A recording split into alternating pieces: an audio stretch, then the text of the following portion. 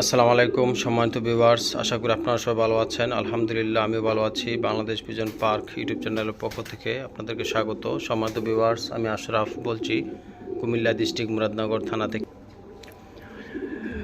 এক ভাই আমার কাছে পরামর্শ চাইছেন যে ভাই আমি বেশ অনেকদিন হয়েছে কবুতর নিয়ে আসছি, বাট আমার কবুতর ডিম দিচ্ছে, ডিম জমতেছে না, সমস্যাটা কি বা খুঁটিনাটি একটু জানালে উপকৃত হইতাম। তো সম্মানিত ভিউয়ার্স, আজকে আমার চিন্তাভাবনাটা ওইরকম কিছুই যে কবুতর ডিম পারতেছে অনবরত, হয়তো ডিম জমতেছে না। তো আমি মনে করি এই ক্ষেত্রে যে দুইটি কবুতর কোনটি সমস্যা, এই সমস্যাটা হচ্ছে মেল কবুতরটার। হ্যাঁ, অনেক সময় দেখা গেছে কবুতর ডিম জমতেছে না, হয়তো ভিটামিন ঘাটতির কারণে হইতে পারে।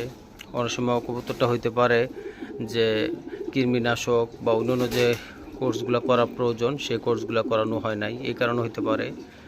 তো আমি মনে করি ফিমেলেরও মাঝে মাঝে ঘাটতি আছে। যখন ফিমেল 5 বছর উপরে বয়স হয়ে যায় তখন ওই কবুতর ডিম জমে না সহজে।